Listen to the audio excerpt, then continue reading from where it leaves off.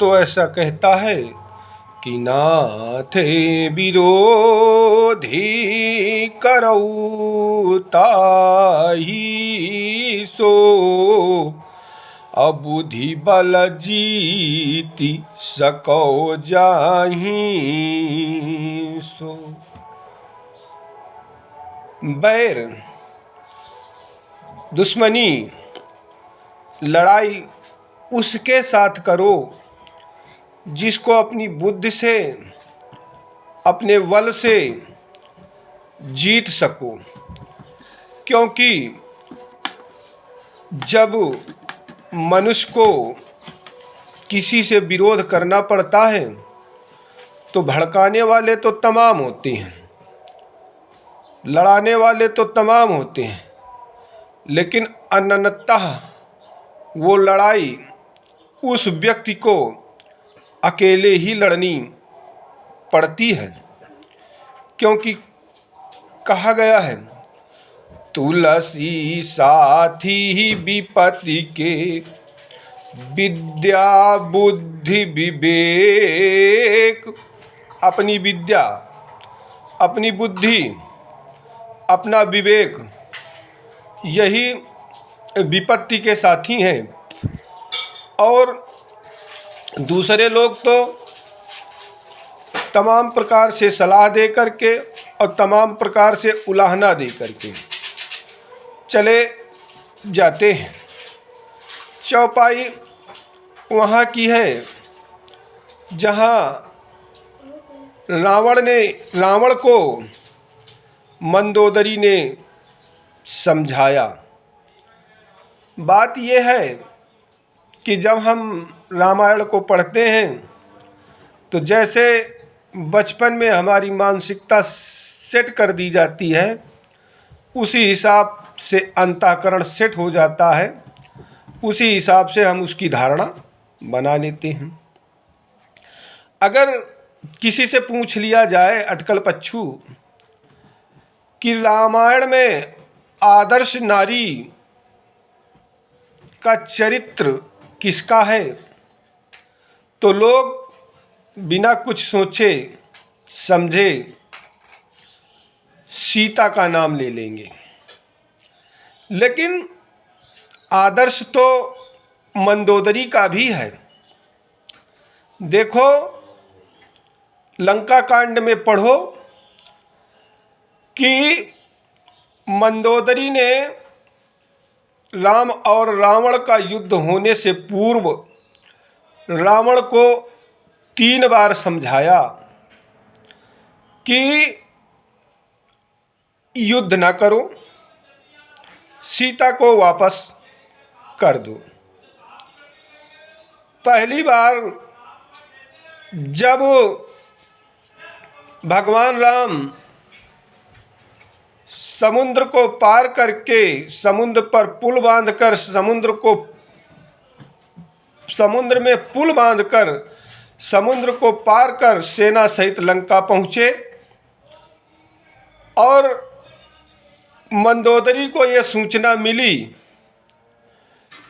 तो मंदोदरी हाथ जोड़ करके, पैर पकड़ करके और चरण लिखा, चरण नाई असिरु अंचल रोपा, अगहि पद पति नारियस रोपा।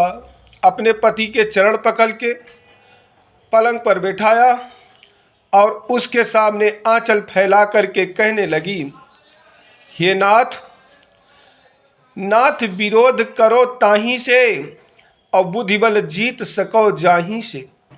भगवान राम कोई साधारण पुरुष नहीं है, क्योंकि जिन्होंने भगवान शंकर का धनुष तोड़ दिया, खरदूषण त्रिशिरा जैसे, बाली जैसे महाबलियों को एक एक बाण से मार गिराया, इतना विशाल समुद्र को अपनी बलबुद्धि से बंधवा लिया, ऐसे प्रतापी बलशाली पुरुष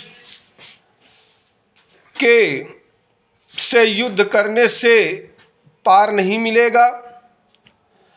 प्रभु हनुमान और नल नील जैसे उनके सेवक हैं जो अकेले ही लंका को जला करके चले गए, तुम उनसे युद्ध न करो। रावण ने मंदोदरी की बात नहीं मानी, वरन अपने बल का बखान करते हुए, अपनी सूरवीरता का बखान करते हुए अपनी राज्यसभा में गया।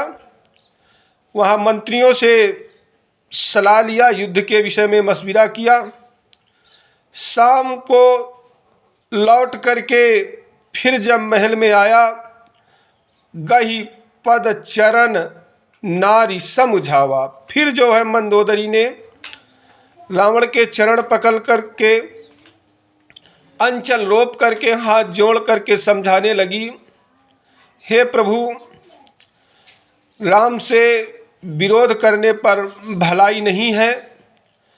जीवन में जो कुछ करना था आप कर चुके।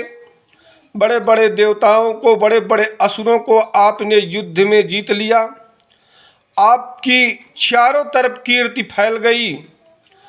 अब इस अपकीर्ति में, इस विजय में पराजय का धब्बा ना लग जाए, इसीलिए राम से विरोध ना कीजिए, उनकी सीता उनको वापस दे दीजिए और हम तुम दोनों लोग वनवास में जाकर के भगवान का भजन करें।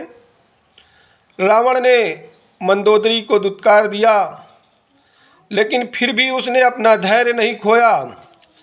तीसरी बार जब अंगद राम के दूत बनकर के रावण के दरबार में गए, रावण ने शांति का प्रस्ताव ठुकरा दिया और रावण पुनः अपने महल में आया तो मंदोदरी ने गही करके चरण और सिर को चरणों में रख करके रावण को पुनः समझाया और जिद किया।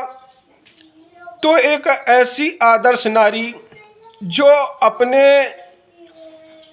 पति को पाप कर्म करने से विनम्रता पूर्वक रोक रही है, वो एक आदर्श नारी ही हो सकती है। अन्य वैसे रामायण को ही अगर निष्पक्ष भाव से पढ़ा जाए तो जो चित्र हमारी नज़रों में रावण या शूर्पणखा या मंदोदरी की या मेघनाद या कुंभकर्ण का दर्शाया गया है, उससे भी एक आदर्श चरित्र निकलता है। और आदर्श में असुर जाति इन सुरों से किसी भी प्रकार कम नहीं थी। बस दोष कुंभकर्ण मेघनाद का इतना ही था कि उन्होंने अपने अधर्मी पिता का साथ दिया, लेकिन शास्त्रों में कहीं कहीं इसको भी धर्म बताया गया है कि भाई चाहे गलत हो लेकिन युद्ध भूमि में उसका साथ देना ही भाई का परम कर्तव्य होता है। तो परंतु गलत तो गलत होता है, आदर्श आदर्श होता है।